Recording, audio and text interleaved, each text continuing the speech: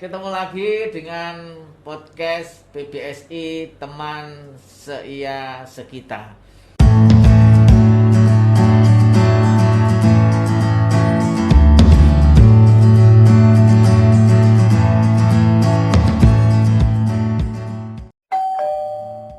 Assalamualaikum warahmatullahi wabarakatuh. Masih bersama kami tim podcast PBSI UMK Teman Seia Sekita.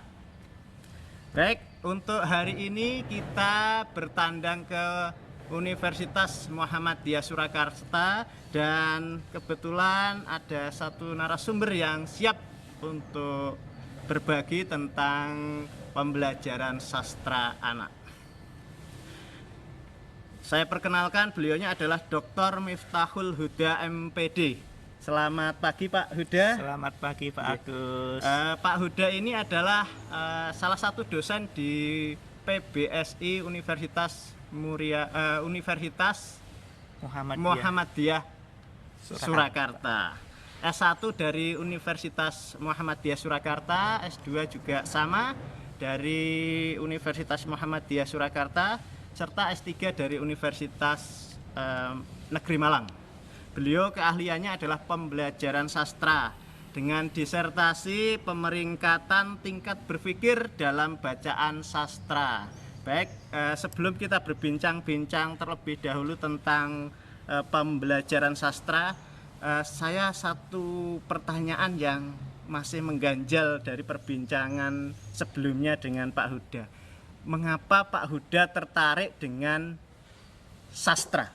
Iya. Baik, terima kasih Pak Agus ya atas kesempatan ini, dan sebelumnya kami mengucapkan selamat datang kepada tim dari Universitas Muria Kudus begitu ya, di Universitas Muhammadiyah Surakarta. Terkait pertanyaan yang sangat menggelitik ya Pak Agus, mengapa tertarik di dalam bidang sastra?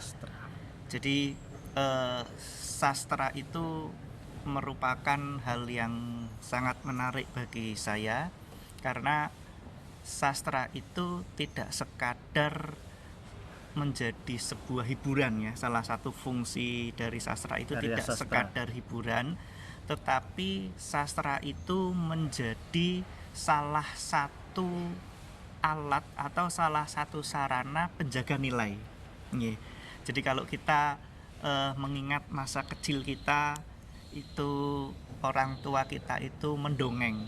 Ya kan, mendongeng, sebelum tidur didongengkan, dan itu didongengkan, dongeng itu disampaikan secara lisan dari generasi sebelum kita secara turun menurun. Itu sebenarnya tidak hanya hiburan anak, mengantarkan anak sebelum tidur, tetapi itu juga berfungsi untuk menjaga nilai.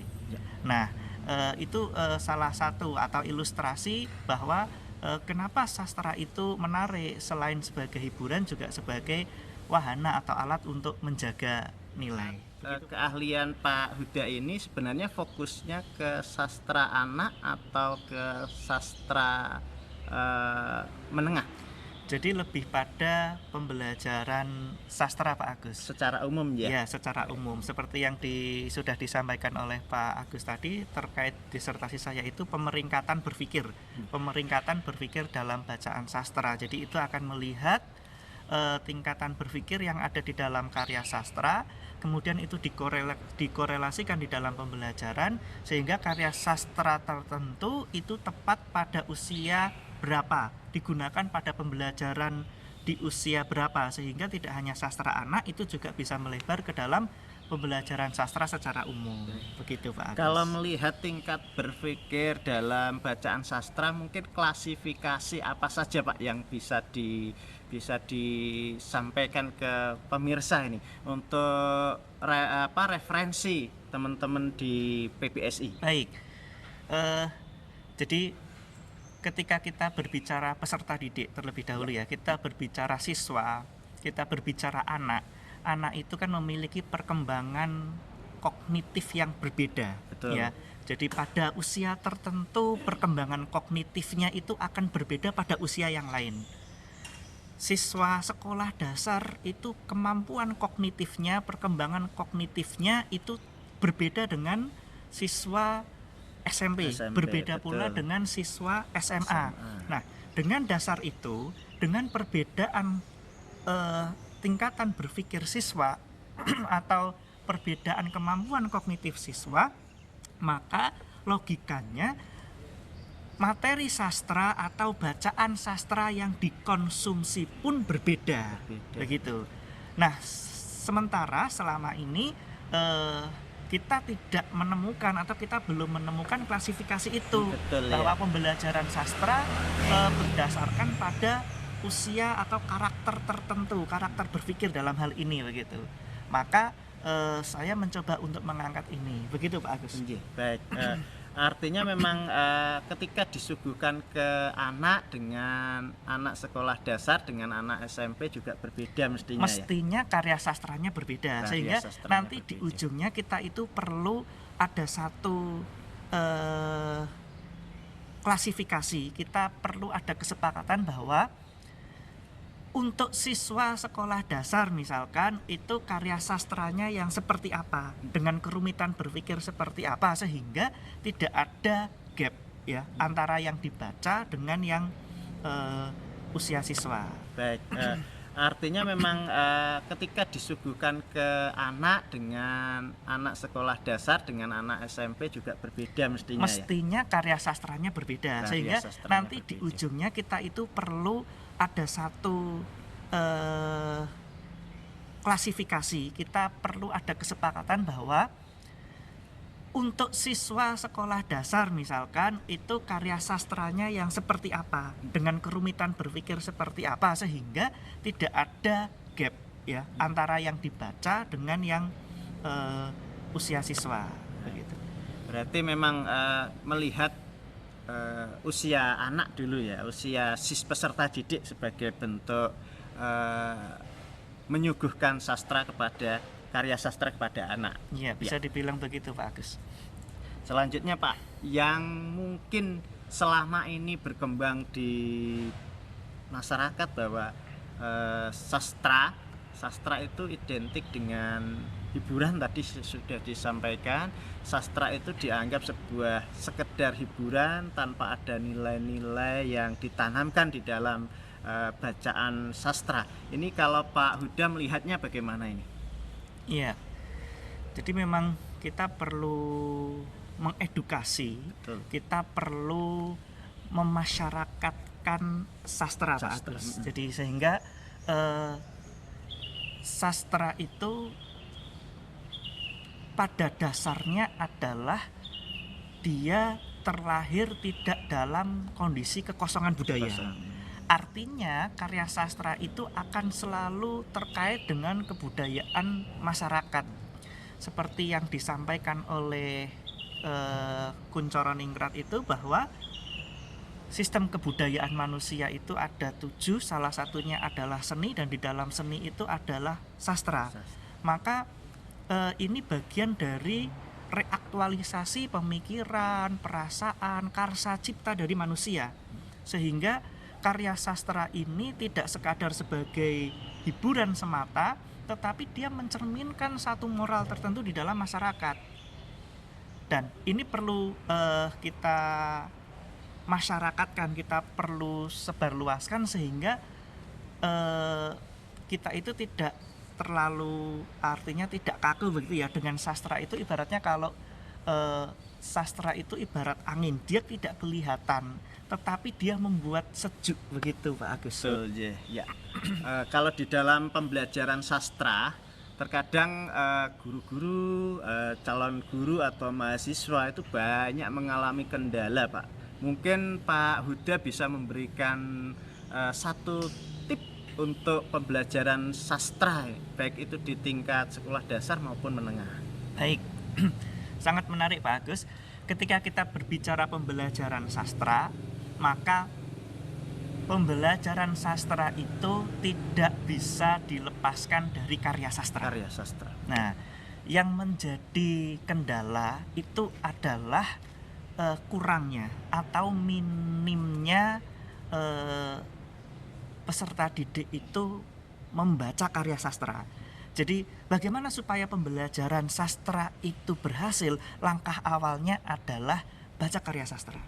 Baca karya sastra. Semakin banyak karya sastra yang dibaca, semakin banyak karya sastra itu yang diarungi, maka akan bisa sensitivitas terhadap karya sastra itu akan hidup, akan muncul, dan pada langkah selanjutnya itu akan kecintaan terhadap sastra itu akan muncul, dan pada akhirnya pembelajaran sastra akan berjalan dengan maksimal. Begitu Pak Agus. Baik, ya luar biasa ini Pak Huda ini.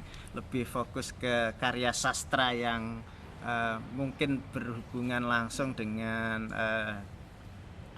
nilai-nilai dan moral ya, yang mungkin saat ini di Indonesia khususnya lebih banyak mengalami degradasi moral nih, khususnya anak-anak muda ini. Mungkin satu lagi Pak yang terkait dengan pembelajaran sastra khususnya di sekolah dasar. Ini karena bahan bacaan sastra itu terbatas. Selain itu dengan kondisi-kondisi yang ada di sekolah itu menjadikan karya sastra ini tidak diminati. Mungkin dampak itu pada referensi sastra yang tidak terlalu banyak atau yang tersedia di sekolah itu tidak terlalu banyak. Mungkin ada satu tip lagi nih untuk mencari referensi terkait dengan karya sastra, Pak. Baik Pak Agus. Sangat menarik. Sebenarnya referensi sastra itu tidak sedikit, sangat banyak Pak Agus. Betul, ya. Ya. Sangat banyak. Jadi baik dari sastra anak ya, karya sastra yang tergolong dalam sastra anak, itu baik itu sastra anak yang diciptakan oleh anak maupun yang diciptakan oleh orang dewasa untuk anak, Ya. maupun karya sastra yang sifatnya konvensional, itu sangat banyak. Apalagi saat ini sudah era modern dan digital. Maka akses, jadi kesempatan untuk mengakses karya sastra itu lebih terbuka lebar. Hanya saja yang menjadi kendala kalau menurut saya itu diantaranya pada regulasi kurikulum. Betul. Akan lebih baik kalau kurikulum kita, kurikulum pembelajaran bahasa Indonesia itu memiliki daftar, misalkan kita kembali ke tadi, ada klasifikasi karya sastra apa yang mestinya dibaca oleh siswa kita, untuk anak-anak kita. Kelas 1 itu karya sastra apa saja, kelas 2 karya sastra apa saja. Dan di sini kita belum memiliki itu Pak Agus. Betul. Dulu di kurikulum KTSP sudah pernah muncul 15 bacaan sastra gitu. Tapi 15 bacaan sastra itu belum muncul apa saja sih sastranya. Nah, di kurikulum yang sekarang kekurangannya adalah itu hilang. Nah, kita perlu ada satu gerakan itu. Sebenarnya anak-anak kita itu di siswa SD, SMP, SMA misalkan, itu berapa karya sastra yang seharusnya dibaca, Pak Agus? Betul. Itu apa saja? Nah, itu belum ada di kurikulum kita. Iya, nah, itu akan lebih baik kalau itu sudah tersusun sejak SD, SMP, SMA, kemudian nanti di perguruan tinggi, sehingga nanti pada usia tertentu siswa itu sudah membaca sekian karya sastra. Begitu Pak Agus. Jadi lebih terstruktur Pak ya? Iya, betul. Jadi karya-karya sastra yang dibaca oleh anak sampai SD itu harusnya sekian, SMP sekian, ya, SMA sekian, itu mungkin sampai perlu dieksplisitkan di dalam kurikulum, sehingga kalau saya melihat salah satu kendala di dalam pembelajaran sastra itu sebenarnya bukan pada minimnya referensi bacaan sastra, tetapi tidak adanya regulasi di dalam kurikulum itu, sehingga tidak ada kewajiban, seolah-olah tidak ada kewajiban untuk membaca karya sastra. Karena sifatnya tidak ada kewajiban, maka tidak membaca. Apalagi pembelajaran di dalam buku teks atau buku pelajaran itu sifatnya kan cuplikan karya sastranya. Betul, ya. Dan kita tidak bisa untuk menangkap nilai, kita tidak bisa menangkap moral di dalam karya sastra itu kalau hanya membaca cuplikan. Karena juga tidak memungkinkan di dalam buku pelajaran itu memasukkan satu karya sastra secara utuh begitu. Betul. Yeah. Kalau melihat apa yang disampaikan oleh Pak Huda, kelihatannya nanti dampaknya memang ke daya baca anak ya, karena tidak dipungkiri daya baca anak ini penting Pak. Ini untuk menggalakkan daya baca anak terhadap sastra, mungkin ada hal yang mungkin bisa dibagikan kepada pemirsa. Iya. Jadi ini kembali nanti arahnya sehingga ini bisa tembus ya ke gerakan literasi sekolah. Betul, Ya, jadi ya. ketika kita berbicara gerakan literasi sekolah itu ketika kurikulum, kita tidak menyalahkan kurikulum, Ya. tapi ketika kurikulum itu tidak ada atau belum memunculkan bacaan sastra apa saja yang perlu dibaca oleh anak ya untuk di pengembangan di bidang industri kreatif ya. Betul. Ada banyak karya sastra yang sudah difilmkan melalui proses enkranisasi. Ambillah Ronggeng Dukuh Paro, kemudian Tenggelamnya Kapal Van der Wijk, kemudian ayat-ayat cinta, Laskar Pelangi dan sebagainya. Ya. Itu bagi masyarakat yang daya bacanya masih rendah atau minat sastranya masih rendah, dengan adanya enkranisasi itu menjadi mengenal. Betul. Oh, ada karya sastra ini begitu. Betul. Sehingga tidak sedikit masyarakat itu membaca karya sastra setelah melihat Filmnya. Betul, begitu. Ya. Walaupun idealnya membaca sastranya Sastranya oh ya dulu. tidak harus ideal ya. Artinya ada yang modelnya membaca sastra kemudian nonton filmnya, ada yang karena daya bacanya atau minatnya sastra kurang, itu menonton filmnya dulu, baru membaca karya sastra. Mengenal karya sastranya. Iya, itu satu nilai positif itu. Betul. Tapi ada juga sisi negatifnya. Kalau di dalam film begitu ya, sudah melalui proses enkranisasi, itu akan ada penyempitan. Iya. Ya, akan ada penyempitan karena proses di dalam pembacaan karya sastra itu kan di situ proses imajinasi itu kan menjadi satu hal yang penting. Ya. Betul, dalam karya sastra. Iya, tetapi ketika masuk ke dalam film itu proses imajinasinya yang ada di dalam penonton ya, itu sudah semakin menyempit begitu ya. Karena visualisasi. Iya, karena adanya visualisasi. Kalau di dalam karya sastra misalkan Pak Agus mempersepsikan rasus dan saya mempersepsikan rasus, bisa saja berbeda. Begitu. Interpretasinya bisa jadi tetapi berbeda. ketika itu sudah divisualisasikan itu menjadi terbatas ya begitu Pak Agus. Semakin menyempit ya Pak. Dan ketika kita semakin banyak membaca karya sastra dengan proses imajinasi yang tinggi, itu nanti kita bisa akan melatih imajinasi kita kan begitu. Kalau kata Einstein itu kan bahwa sekeranjang yang imajinasi itu lebih berharga dari sekadar ilmu pasti begitu. Karena dengan ilmu pasti adanya imajinasi ini nanti bisa muncul temuan-temuan baru. Betul ya. Kalau melihat karya sastra yang tersedia saat ini Pak, mungkin untuk guru-guru, calon guru khususnya di sekolah dasar Pak ya, mungkin ada rekomendasi Pak, sastra-sastra apa yang memang mampu memunculkan imajinasi anak di dalam proses pembelajaran ini? Iya, baik, terima kasih Pak Agus. Ketika kita berbicara sastra-sastra apa saja, tentu saja saya mengarahnya kepada sastra-sastra yang sifatnya konvensional Pak Agus ya. Betul. Jadi bukan sekadar sastra-sastra populer. Artinya sastra-sastra populer itu biasanya sastra itu hanya melulu mengangkat masalah percintaan. Itu booming di awal, kemudian setelah itu menghilang. Gitu. Tapi kalau sastra konvensional itu berbagai masalah kehidupan itu dimunculkan di dalam karya sastra itu, sehingga siswa bisa belajar dari masalah yang ada di dalam karya sastra itu, sekaligus bagaimana solusi yang baik.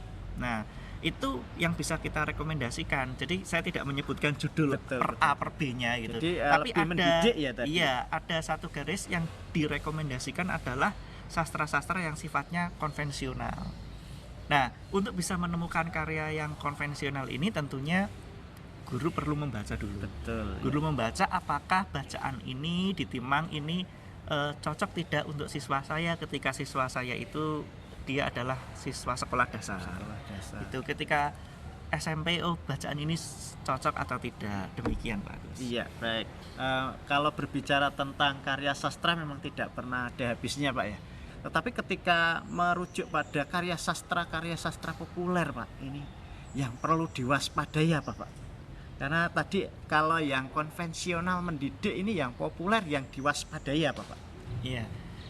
Jadi kalau kembali ke proses apresiasi ya, sastra itu akan pemaknaan itu akan kembali kepada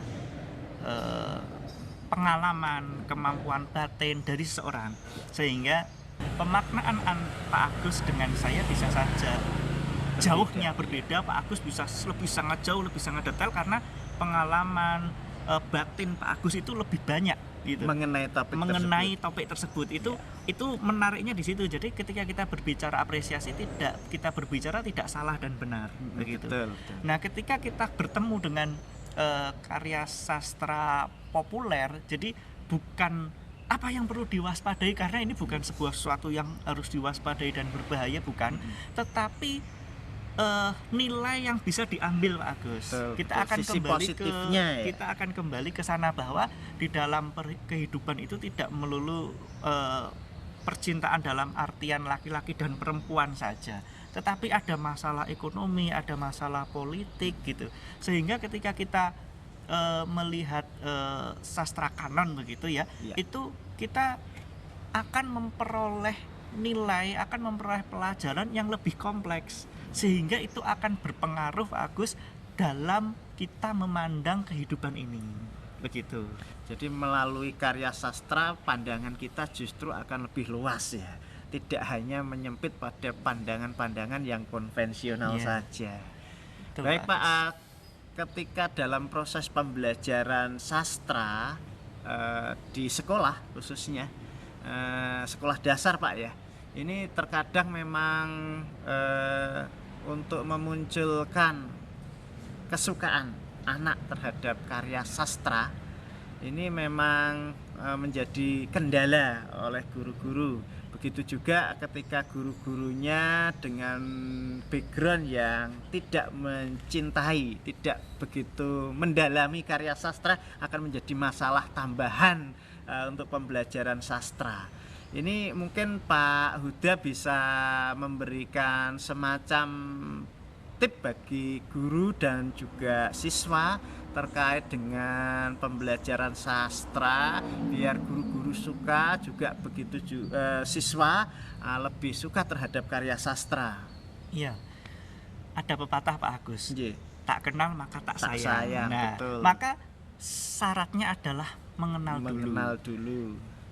Terutama bagi Bapak Ibu guru. Iya, ini wajib Ketika Pak ini. Bapak Ibu guru itu tidak menyukai, maka Bapak Ibu guru tidak bisa melihat nanti ini yang menarik di mana. Sehingga ketika tidak bisa melihat ini yang menarik di mana, bagaimana akan membuat siswa untuk tertarik terhadap itu karya sastra. Nah, supaya bisa melihat ini tertarik atau tidak, ya menyukai. Supaya bisa menyukai, bagaimana? Mengenal dulu. Mengenalnya betul. Caranya bagaimana? Membaca karya sastra itu. Jadi, setelah membaca karya sastra, dia bisa mengenali, oh ternyata karya sastra seperti ini ya. Nanti ada kalau membaca itu kan ada tanjakan-tanjakan konflik begitu. Ada permainan perasaan di situ. Terus nanti setelah selesai ada semacam kepuasan. Nah, nanti bisa melihat sisi baiknya, bisa menceritakan hal-hal yang menarik kepada siswa sehingga siswa nanti tertarik. Nah, strateginya bisa masuk lewat situ Pak Agus. Iya, betul. Berarti memang guru memang harusnya mengenal karya sastra dulu. Betul. Untuk bisa mengajarkan ke karya sastra atau mengenalkan kepada anak tentang karya sastra, sehingga harapannya pembelajaran yang dilakukan guru betul-betul bisa membuat senang anak dalam mencintai karya sastra. Ya, betul Pak Agus. Satu kata Pak tentang pembelajaran sastra mungkin yang bisa disampaikan ke pemirsa untuk mengingat satu kata saja tentang karya sastra. Karya sastra itu membuka dimensi kehidupan. Karya sastra membuka dimensi kehidupan. Ada yang menarik, Pak. Ketika karya sastra membuka dimensi kehidupan, mungkin bisa diberikan gambaran seperti apa itu? Jadi melalui karya sastra kita bisa melihat kondisi masyarakat.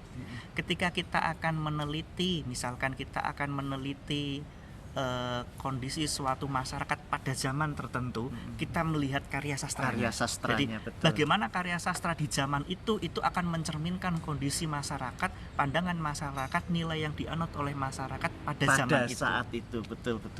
Iya.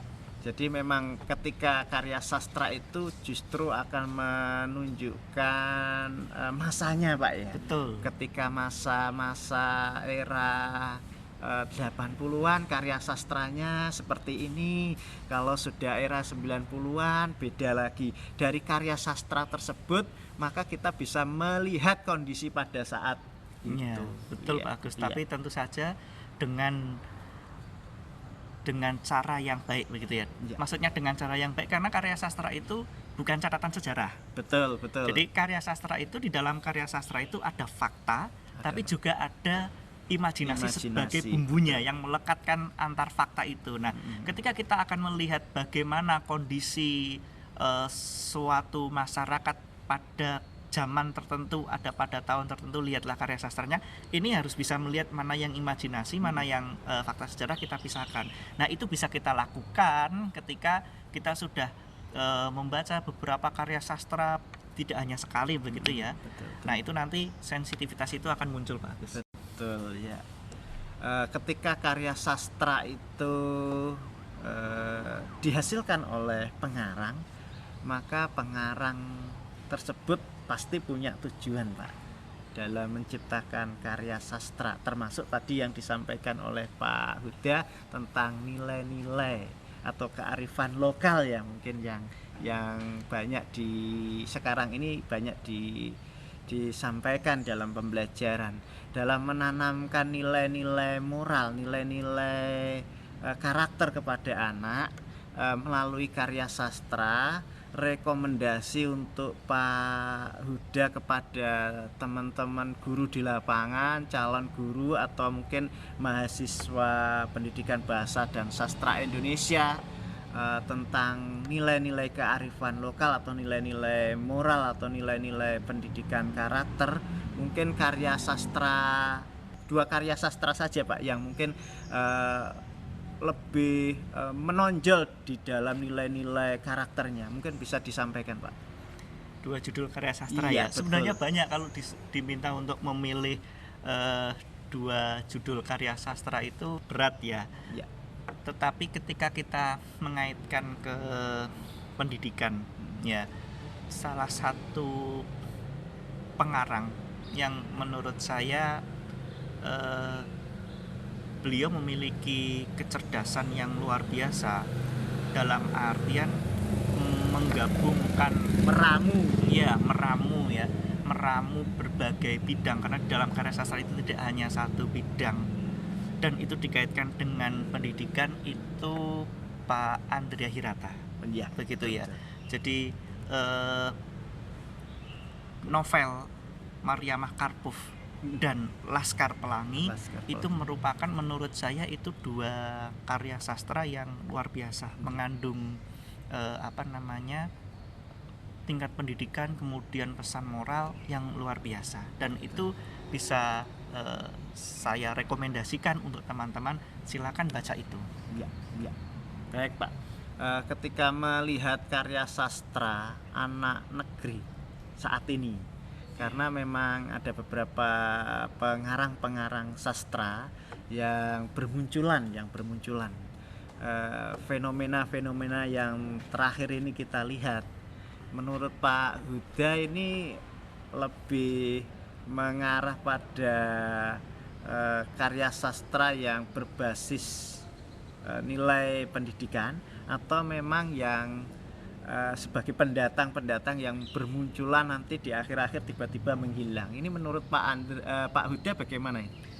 Menurut saya itu satu hal yang bagus ya Pak Agus, kalau menurut saya. Jadi semakin banyak sastrawan muda menghasilkan karya-karya, menawarkan satu sisi yang baru, hal-hal baru di dalam karya sastra, itu akan memperkaya hasanah kesastraan kita. Betul. Bahkan saya membaca itu ada satu aplikasi kan ya di Android itu yang dia mewadahi siswa-siswa, ya tidak hanya siswa ya, tetapi di situ banyak penulisnya itu adalah para siswa. Itu kalau menurut saya itu satu hal yang positif begitu. Perkara nanti muncul dan tenggelam, kemudian lahir dan menghilang, itu adalah sebuah hal yang biasa. Tetapi sisi positifnya itu adalah memperkaya hasanah sastra kita, Pak Agus. Betul. Jadi memang saat ini banyak pengarang-pengarang muda yang bermunculan, Pak. Mudah-mudahan itu nanti betul-betul eksistensinya selalu ditunggu oleh masyarakat terkait dengan karya sastranya. Kalau berbicara tentang karya sastra di dalam konteks menghasilkan karya sastra, terkadang tuntutan yang ada di dalam dunia pendidikan itu kan memang harus mengaitkan dengan nilai-nilai kearifan lokal. Nilai-nilai kearifan lokal sebagai bentuk mempertahankan nilai-nilai yang ada di masing-masing daerah ya Pak. Ini mungkin pandangan Pak Huda terkait dengan sosialisasi yang disampaikan oleh sastrawan tentang memperkuat atau mempertahankan kearifan lokal masing-masing wilayah sebagai bentuk sumbangsih karya sastra untuk anak negeri ini, bagaimana Pak? Iya Pak Agus. Karya sastra dikaitkan dengan kearifan lokal begitu ya. Jadi yang pertama, ini kan lagi dibumingkan Pak oleh sastrawan. Yang pertama bahwa untuk menjadi sastrawan itu tidak harus memiliki nama besar dulu. Betul. Begitu. Jadi artinya para mahasiswa, kemudian Bapak Ibu guru pun bisa menghasilkan karya sastra.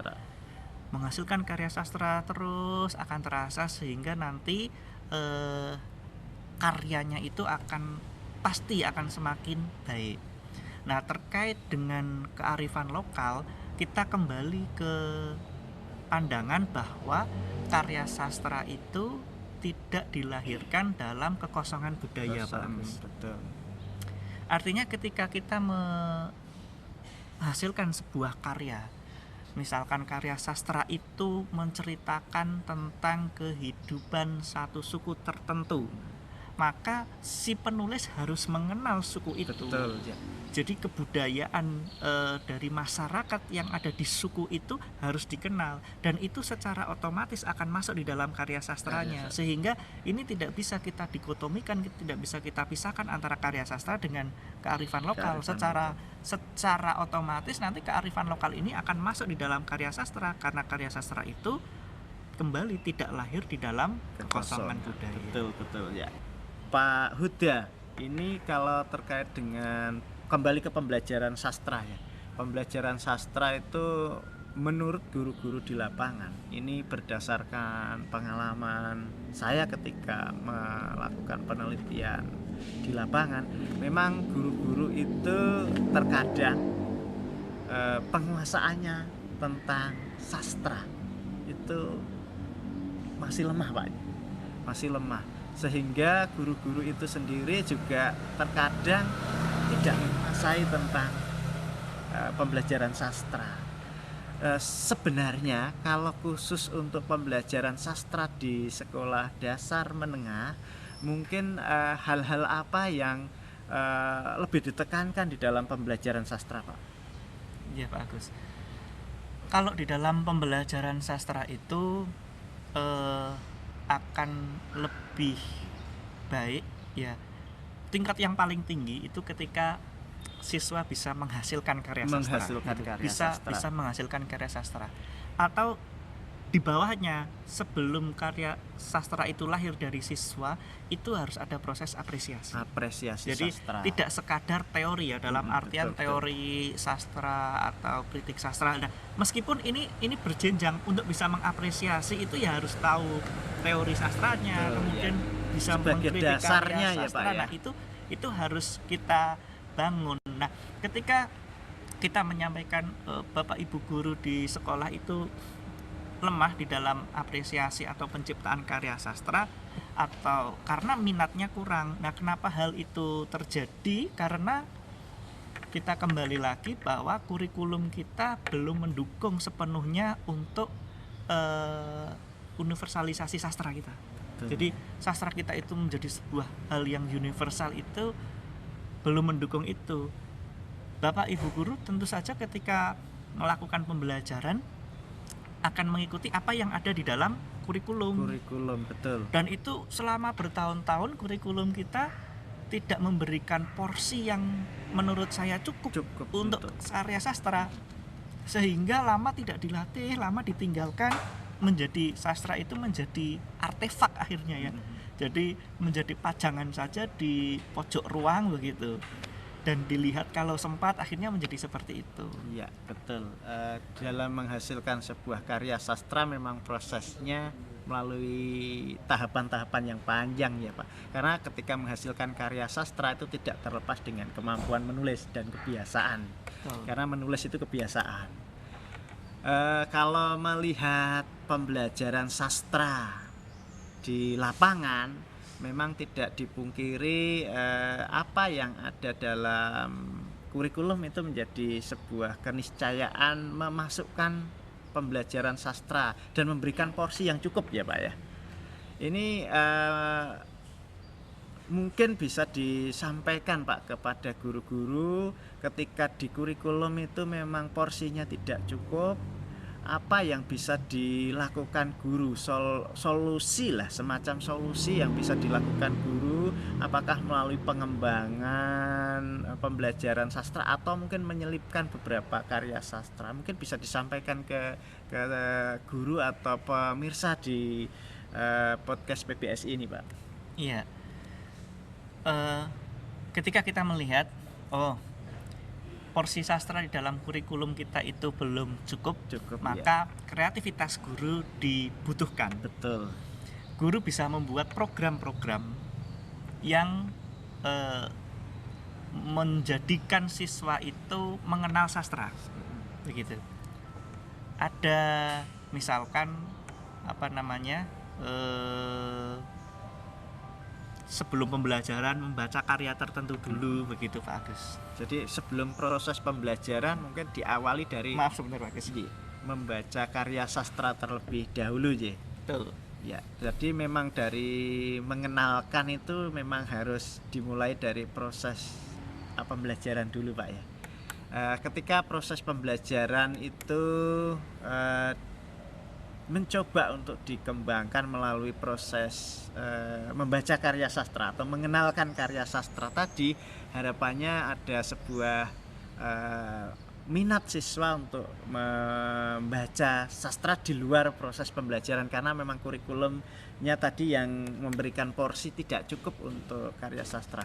Tapi memang ketika melihat masalah pembelajaran sastra di sekolah, masalah pembelajaran di sekolah yang nyatanya Pak, itu memang masih banyak terlihat di beberapa pembelajaran sastra di sekolah. Bahkan mungkin kalau kita mau merujuk pada kurikulum yang ada, kadangkala memang tidak matching antara apa yang dituangkan di dalam kurikulum dengan pembelajaran sastra. Kalau melihat tadi disertasi Pak Huda tentang pemeringkatan tingkat berpikir dalam bacaan sastra Pak, ini mungkin alternatif yang bisa disampaikan ke Pak Huda terkait dengan gap tadi Pak, gap yang saya sampaikan. Ya, kita harus memulai dari hal yang paling kecil dan yang paling dekat dengan kita ya Pak Agus, terkait alternatif yang bisa kita ambil untuk mengatasi permasalahan-permasalahan yang muncul di dalam pembelajaran sastra. betul. Eh, akan lebih optimal lagi sebenarnya kalau pembacaan karya sastra, siswa itu sudah memiliki minat di dalam karya sastra itu dan membacanya di luar kurikuler, di dalam intrakurikuler, di dalam kurikulum, Di luar itu pembelajaran. akan lebih baik. Jadi misalkan ketika waktu istirahat atau di kantin begitu membaca karya sastra itu, ketika sudah tumbuh minat di dalam karya sastranya akan lebih baik, karena kalau kurikuler itu kan akan sangat terbatas oleh waktu, begitu. betul. Nah, tetapi ini tetap dibutuhkan di dalam kurikuler untuk menjadi pondasi dalam rangka menumbuhkan minat anak. begitu, minat untuk membaca karya sastra. Demikian. Betul, ya. Berarti memang pondasi awal itu harus memunculkan minat terhadap kecintaan karya sastra, Ya, Pak ya. menurut saya demikian, Pak Iya, Gus. betul. Karena kalau saya melihat permasalahan-permasalahan yang ada, memang ini menjadi sebuah PR besar ya, Pak ya, untuk pengambil kebijakan terkait dengan kurikulum yang sudah mulai tidak memberikan porsi yang cukup di kurikulum K13, karena mungkin terintegrasi dengan tema-tema dalam mapel-mapel yang lain. Ini yang memang jadi sebenarnya kalau saya melihat mestinya ini adalah sebuah peluang, Pak J. Begitu mengaitkan dengan tema-tema yang lain, maka muncul karya sastra di topik-topik sesuai dengan mapelnya. Ini kalau mungkin Pak Huda melihatnya seperti apa? Apakah ini menjadi sebuah peluang besar ataukah menjadi sebuah kelemahan di kurikulum? Ini menjadi peluang yang sangat besar, Pak Agus. Betul. Apalagi kalau Bapak Ibu guru itu mampu mengungkap, mampu menjelaskannya.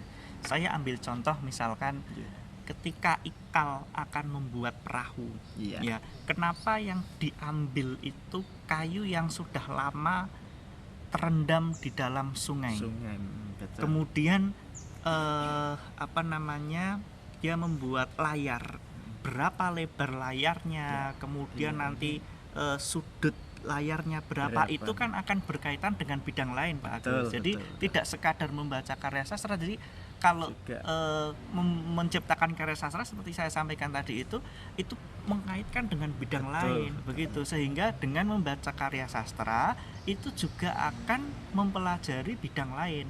Dengan demikian sastra ini bisa menjadi sumber belajar. Tidak sekadar media, tapi menjadi sumber belajar, karena di dalam karya sastra itu terdapat bidang-bidang lain. Nah, tinggal guru itu nanti membaca mana yang lebih relevan, begitu. Pembuatan perahu tadi yang dibuat oleh Ikal itu kan nanti bisa dikaitkan dengan matematika atau fisika, begitu. Ya, harusnya memang menjadi sebuah peluang ya. Betul, Pak. Tergantung kreativitas guru di dalam menyikapi kurikulum tersebut. Betul. Ya. Ini sudah menunjuk pukul 7:06, Pak. Ini mungkin sebelum saya akhiri, Pak, mungkin ada pesan atau mungkin motivasi kepada guru-guru bahasa Indonesia, calon guru bahasa Indonesia atau mahasiswa PBSI untuk topik pembelajaran sastra. Baik, untuk Bapak Ibu guru dan juga teman-teman mahasiswa maupun teman-teman calon guru dan juga teman-teman dosen, mari kita memasyarakatkan sastra dan membuat masyarakat mengenal sastra dengan cara memulai dari diri kita. Begitu. Baik, satu kata yang luar biasa ini. Harus memasyarakatkan sastra dan mengenalkan sastra dimulai dari diri kita sendiri. Baik, Pak Huda, terima kasih banyak atas waktu yang sudah diberikan. Ini pembelajaran yang luar biasa, sebuah informasi atau pengetahuan yang nantinya bisa bermanfaat untuk pemirsa podcast PBSI. Terima kasih Pak Huda atas Pak Agus. Sukses selalu untuk Pak Huda. Saya mengucapkan terima kasih ya kepada Pak Agus dan tim podcast PBSI Universitas Muria Kudus, semoga sukses selalu, dan juga kepada Bapak Ibu guru dan juga pemirsa, semoga selalu sehat dan sukses. Baik, terima kasih.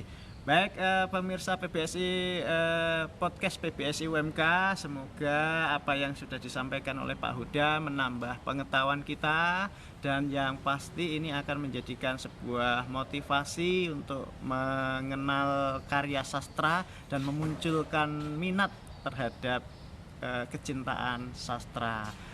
Demikian mungkin untuk podcast hari ini. Saya mohon maaf selaku pematih di dalam kegiatan podcast PBSI UMK ini, banyak kekurangan, kekhilafan, mohon maaf yang sebesar-besarnya. Saya akhiri, assalamualaikum warahmatullahi wabarakatuh. Waalaikumsalam warahmatullahi. Podcast PBSI UMK, teman seia sekitar.